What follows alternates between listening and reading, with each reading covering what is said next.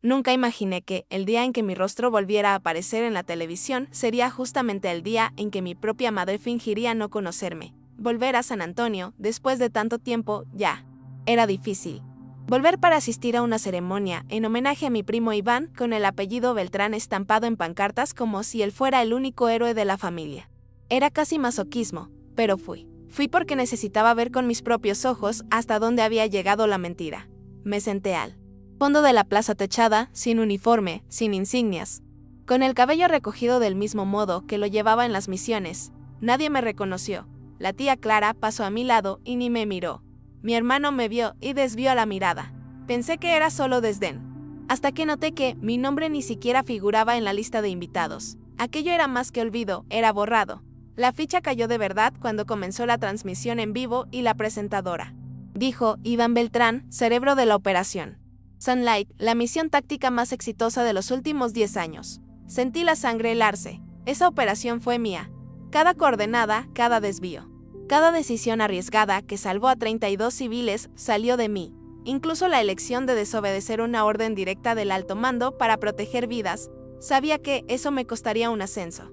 Quizá una sanción interna, pero nunca imaginé que alguien de mi propia familia se adueñaría de aquello y lo llamaría suyo. Y ahora, allí, delante de todo el mundo, era como si yo nunca hubiera existido. Pero en ese momento algo cambió, algo dentro de mí que había sido solo cansancio y silencio durante años. Despertó. No iba a aceptar seguir siendo invisible. Mientras la gente aplaudía el discurso de Iván, yo solo podía recordar el día en que apareció en mi alojamiento, meses después de la operación Sunlight, diciendo que necesitaba ayuda con un análisis de seguridad. Recién graduado, nunca había pisado un campo real, y aún así el mando insistía en colocarlo en puestos visibles, probablemente por su apellido o por las conexiones de su padre en Washington. Yo lo ayudé. Le mostré cómo rastrear patrones de movimiento en el satélite, cómo construir hipótesis de riesgo, cómo tomar decisiones basadas en datos y no en ego. Y ahora, usaba todo eso como si lo hubiera desarrollado él, como si hubiera sido el mentor de todo. Lo peor es que nadie allí lo cuestionaba. La prensa repetía el mismo texto que él enviaba, y mi familia aplaudía con una emoción que nunca vi ni cuando obtuve la medalla al mérito en esa que fingen que no ocurrió. Me quedé allí quieta, como si mi cuerpo estuviera presente, pero mi mente se hubiera bloqueado. Me preguntaba si levantarme y salir en silencio era lo mejor. Pero algo me hizo quedarme. Creo que era una mezcla de indignación y la sensación de que aquello aún no había terminado. Y no había. Minutos después, cuando la transmisión cambió a la cobertura de Medisfere sobre tecnología militar, y mostraron un reportaje sobre la nueva era de la IA estratégica desarrollada a partir de códigos olvidados, fue el momento exacto en que mi foto apareció al fondo, en la pantalla. Nadie lo notó de inmediato, pero mi hermano miró el telón, me miró a mí y se quedó helado. Por primera vez en años. Él me vio, y supe en ese segundo que algo se iba a romper, y que yo lo permitiría. Porque si alguien necesitaba saber la verdad, esa era yo misma. Tras el susto inicial, el ambiente a mi alrededor cambió. Empecé a sentir miradas desde todos lados, como si la gente estuviera intentando recordar quién era yo o confirmar si lo que acababan de ver era real. Mi tío sacó el celular y empezó a teclear frenéticamente. Mi madre, que hasta entonces sonreía, cruzó los brazos y se quedó inmóvil.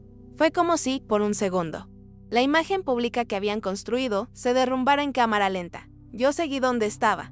No me levanté ni agaché la cabeza, solo me quedé mirando aquella pantalla que ahora mostraba un titular sobre la estructura de IA detrás de la nueva seguridad táctica estadounidense con origen en la Operación Herrera.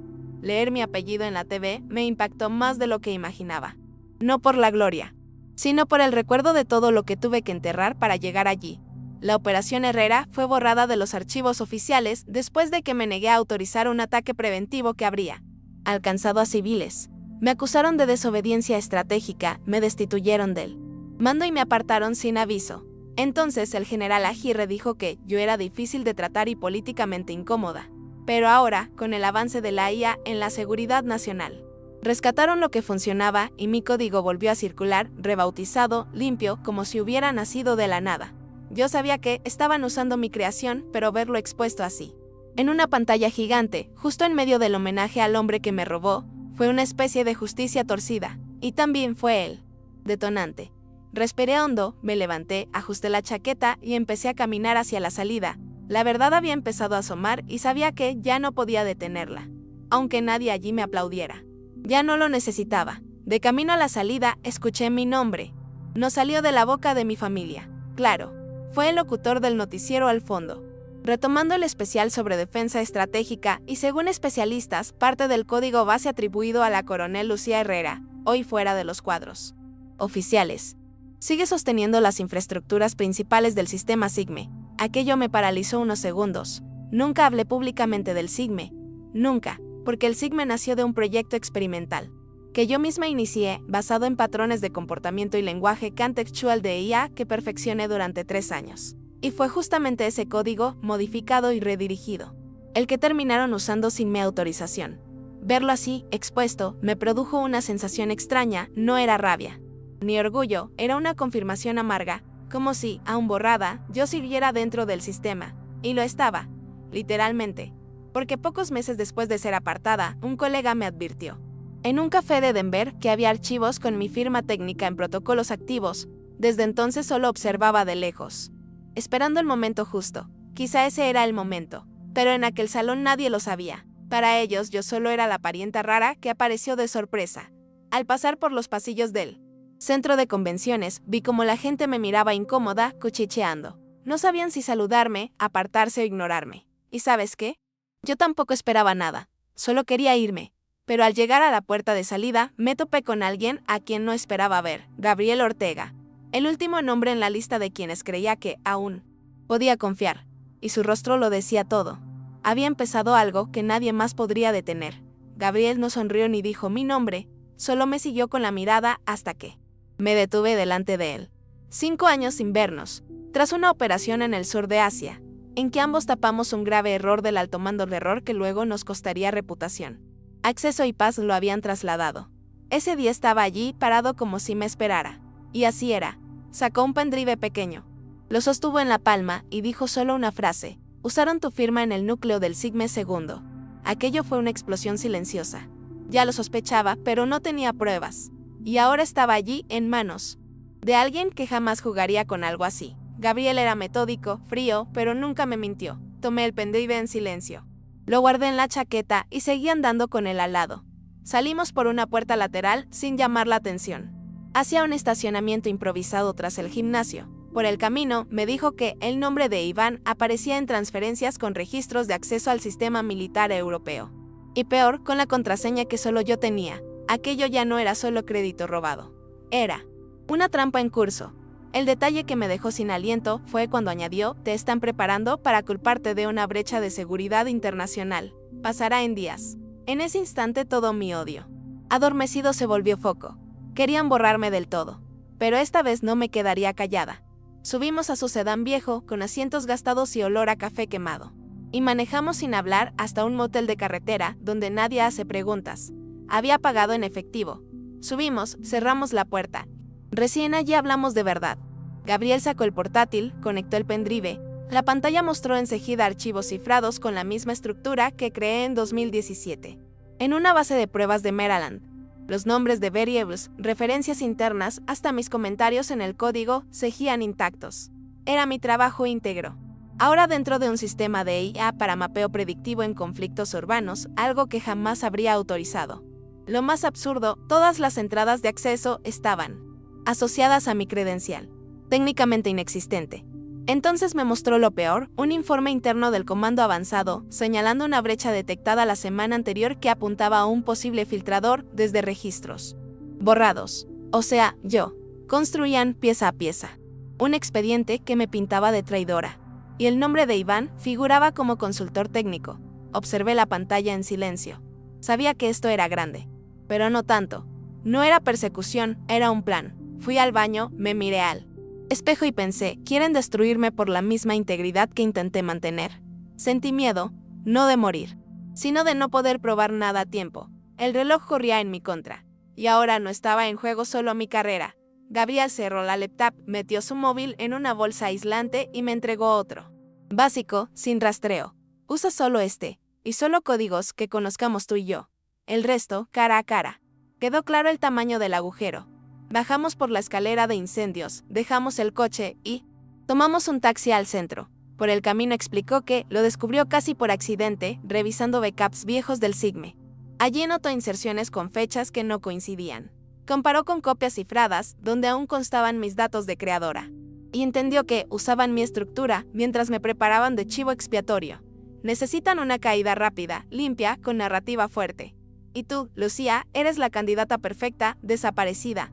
Desacreditada y ya con historial problemático, sus palabras resonaban porque eran ciertas. Cuando me alejé tras desobedecer aquella orden en Afganistán, plantaron dudas en el sistema que yo actuaba fuera de la cadena de mando.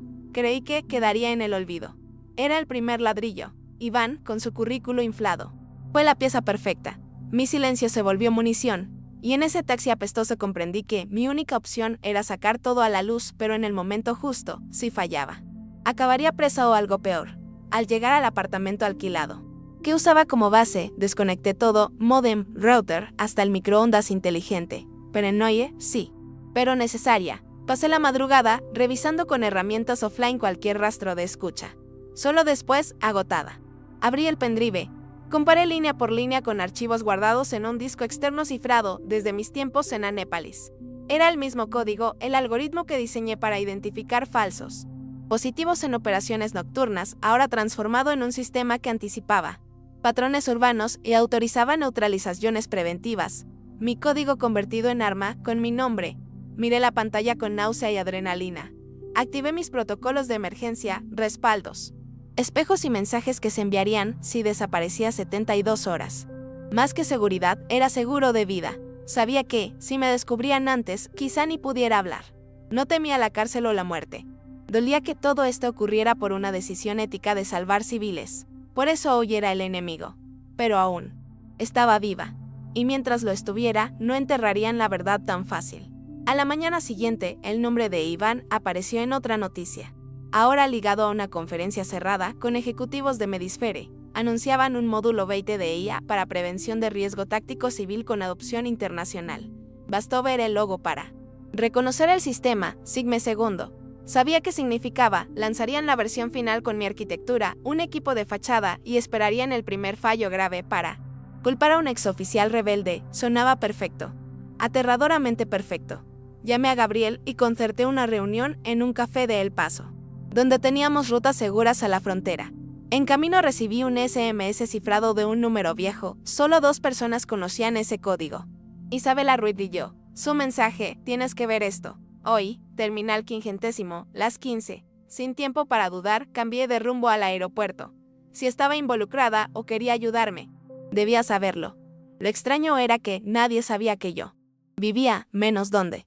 Solo cabía una explicación: me habían dejado verlo. Quizá para provocarme, tal vez era justo lo que buscaban. El terminal D estaba curiosamente vacío en hora punta. Caminé despacio, buscando caras conocidas. Nada, sin rastro de Isabela. Pero al pasar por un kiosco, vi un sobre blanco pegado bajo la estantería, uno de nuestros métodos antiguos. Lo tomé, fui al baño. Cerré la puerta y lo abrí sentada en el suelo. Dentro había un chip de memoria y una nota con su letra. Si aún eres quien aprendí a respetar, no ignorarás esto. El chip protegido en aislante térmico. Era como los de archivos ultra confidenciales. Conocía una estación segura a un par de calles, una vieja LAN house de nuestras prácticas de rastreo civil. Salí, llegué. Alquilé una cabina y en 30 segundos adapté mi sistema. Lo que vi me dejó sin aliento: imágenes de una sala de control en los Alpes suizos, llena de monitores con la arquitectura del Sigme II en tiempo real, y al centro, sentada como dueña del mundo, Isabela. No solo estaba viva, era la responsable del núcleo operativo. Mi código había sido replicado y ampliado por ella. Lo más perturbador era un audio adjunto donde decía: Lucía es el obstáculo final, el último eslabón. Eliminar antes del lanzamiento oficial. Ya no era sabotaje, era sentencia. Salí temblando. Esperaba traición, pero no de Isabela. La idea de que se volviera contra mí dolía más que cualquier golpe de Aguirre o Iván. Había sido mi aprendiz, mi sombra. Conocía mis protocolos, mi mente, mis fallas. Ahora usaba todo contra mí. Eso me desorientó, a la vez me dio claridad. La línea entre genialidad y destrucción siempre fue delgada y yo creí enseñarle a respetarla. Fallé. Llamé a Gabriel y pedí un punto fuera de la ciudad. Usamos una línea codificada. Antigua. Quedamos en un almacén abandonado en Juárez, donde tenía mínima infraestructura offline. Crucé la frontera a pie, cambiando de chip 3 veces. La ciudad, calurosa y ruidosa, me empujaba. Pero yo sabía dónde ir. Al llegar, él ya me esperaba, rostro cerrado. Le mostré todo, apretó los labios y, tras silencio largo, dijo: entonces esto es. La alumna superó a la maestra, pero olvidó que la maestra aún respira. Su tono irónico me dio fuerzas. Isabela me subestimó. Ahora sabía dónde estaba, cómo pensaba y, lo más importante, cómo entrar al sistema. Solo necesitaba tiempo. Y suerte. Gabriel me dio 3 días, máximo que podía cubrir con los pocos contactos leales. 3 días para crear un plan, cruzar datos del SIGME 2 con protocolos viejos, infiltrarme y desactivar el núcleo sin activar alertas. Poco tiempo, sí, pero nadie más entendía ese código como yo. Pasé 72 horas encerrada, reconfigurando, simulando fallos controlados, rediseñando brechas que solo yo podía usar. Lo más tenso fue descubrir que Isabel había quitado mi algoritmo de autodestrucción, esa garantía moral por si alguien usaba la IA con fines nefastos. Al quitar las barreras, creyó ganar control, olvidó que todo seguía sustentado en una verificación binaria que inserté y nunca documenté, mi firma invisible. Esa sería la entrada. Al tercer día, cruzamos las afueras de Ginebra con documentación falsa y por carreteras secundarias hasta el valle, donde se hallaba el complejo subterráneo Helix Research. Vigilancia triple. Pero sensores de entrada basados en lectura neural que yo conocía. Aún tenía mi propio backup cerebral de misiones secretas. Dolería. Podía fallar, pero era la única opción. Gabriel me miró diciendo todo sin palabras. Y entré. El impacto de la lectura neural fue inmediato, una presión en la nuca como si un imán tirara de mi cerebro. Tambaleé. Pero seguí en pie. El portón se abrió. Volver allí era surrealista. Paredes de concreto ahora cromadas, suelo impecable. Corredores de luz fría. Todo en silencio. Descendí usando los mapas mentales memorizados. Sin alarmas ni guardias. Isabela no esperaba una intrusión por la vía original. Quizá olvidó la simplicidad del código fuente. ¿Qué tanto valoraba? En la sala del núcleo, la puerta requería biometría, pero el panel auxiliar todavía aceptaba terminales. Introduje una secuencia de 2018. La puerta se abrió. Dentro. Pantallas por todas partes, procesadores en bucle, gráficos de patrones civiles en tiempo real. Al centro, de pie, ella, Isabela, más pálida, tensa, pero con la misma mirada calculadora. No pareció sorprendida, sabía que vendrías. No respondí. Fui al console e inserté mi llave final, un comando que congelaba el sistema 10 minutos antes de reiniciar con parámetros originales. El tiempo que necesitaba. Ella gritó, intentó frenar, pero el sistema no la reconoció. Porque, pese a todo, el corazón de esa estructura seguía siendo mío, y nadie, ni ella, podía cambiarlo. 10 minutes felt like hours. Mientras se bloqueaba, inicié el protocolo de apagado total. Era delicado, la IA se defendía de sabotajes con redundancias automáticas, pero yo conocía cada curva lógica, desactivé defensas, corté conexiones con servidores remotos y limpié el caché interno. Al llegar al 100%, las pantallas se apagaron. Silencio absoluto. Isabela, sentada en un rincón. Atónita, no intentó huir ni gritar. Solo estaba allí. Me acerqué. Preguntó si le entregaría. Respondí que no hacía falta, el sistema offline la señalaría en horas. Rastreada por sus propias credenciales. No buscaba venganza, quería un final. Salí sin mirar atrás. Gabriela aguardaba en el coche. Al cruzar la última barrera, vi por el retrovisor movimiento en el complejo. Ya sabían. Y yo también. Eso sería noticia. Y pronto. Regresamos por una ruta de evacuación prevista hacía meses, creyendo que nunca la usaríamos. Dormimos 4 horas en una pensión del norte de Francia, turnándonos. Cuando el celular seguro vibró. Era la periodista Elena Ramos, sé lo que pasó. Hablemos. Mañana, Elena era la única reportera en quien confiaba. Le salvé la vida años atrás en Oriente Medio. Le mostré todo, audios, videos, códigos. Escuchó en silencio. 1 hora. Luego dijo que necesitaba 2 días para verificar y armarlo. Sabía el riesgo. Al publicar, mi rostro aparecería en todos los noticieros. Ya no como amenaza, sino como la mujer que desactivó un sistema ilegal. Me preguntó qué quería a cambio. Respondí, nada. Solo la verdad completa. Por primera vez, no huía. Lo que viniera después. Lo enfrentaría. La nota salió un miércoles. Sistema bélico basado en código robado es desactivado por su creadora. La foto, yo años atrás en Europa, sin uniforme, mirada fija al horizonte. El texto, sin sensacionalismo, exponía a Aguirre, Iván y Isabela enlazando datos. En horas estaba en toda la red. Hubo shock, negación, insultos, Pero también veteranos conectaron viejos errores con nueva lógica y me agradecieron. Lo que más me tocó fue un video corto de mi madre llorando sola en el jardín con el periódico. No dijo nada, solo lloraba. Dolió porque aún hería saber que solo creyó al verlo en la TV. Quizá ni así del todo, pero ya no importaba. Tanto del mundo sabía, y aunque intentaran distorsionar otra vez, era tarde. Días después, el Comando Estratégico abrió investigación por uso no autorizado de código militar. Isabela fue detenida. Iván dimitió antes de ser cesado. Aguirre desapareció de la prensa. Me llamaron a declarar en Washington. Esta vez como consultora independiente. Me senté en la misma sala donde años antes me humillaron. Ahora las miradas eran frías, calculadas, pero atentas. Presenté un informe de directrices éticas. Para ella de defensa. No hubo aplausos, solo silencio. Pero, por primera vez, no me redujo, me devolvió el derecho a existir con mi nombre limpio. Salí sin planes de volver. Tomé un tren a la costa. Alquilé un chalet aislado y dormí días sin reloj. El mundo era distinto. Yo también. No me sentía victoriosa, me sentía entera. Y eso era mucho. El convite llegó por email. Sin formalidades, una carta de jóvenes oficiales pidiendo que asistiera a la clase inaugural de un nuevo curso de ética estratégica. El nombre del programa, Instituto Herrera. Me quedé minutos quieta ante la pantalla. No por prestigio, sino porque aún sentía que todo había sido una larga lucha por sobrevivir. No por legado. Tardé 2 días en responder. Acepté. No por vanidad, sino porque tal vez formar a nuevos estrategas evitaría que alguien viviera lo que yo viví. El día de la charla entré al auditorio sin uniforme, sin credenciales. Solo jeans y chaqueta. Las butacas llenas. Muchos me miraban con curiosidad, respeto o con duda de quién oyó otra versión. Hablé 20 minutos. Sin diapositivas, sin detalles militares. Solo hablé de verdad, elección y consecuencia. De lo fácil que es justificar atrocidades al quitar humanidad a las decisiones y de lo difícil que es sostener la propia voz cuando todo el sistema quiere silenciarte. Al terminar, nadie aplaudió, pero nadie se levantó. Silencio absoluto, procesando. Y en ese silencio entendí que había hecho lo correcto. Hoy, mucha gente aún no sabe mi nombre. Está bien. No aparece en manuales ni estatuas ni portadas. Pero a veces, en informes internos, veo una variable con mis viejos códigos, un protocolo llamado discretamente Eleusia 17. O escucho a un oficial mencionar esa general a que nadie vio venir, pero lo cambió todo. Eso basta. Porque la mayor victoria no vino del reconocimiento público, sino de haber sobrevivido sin venderme. De que, al final, me recuerden no por la gloria, sino por lo que me negué a aceptar. No salvé el mundo.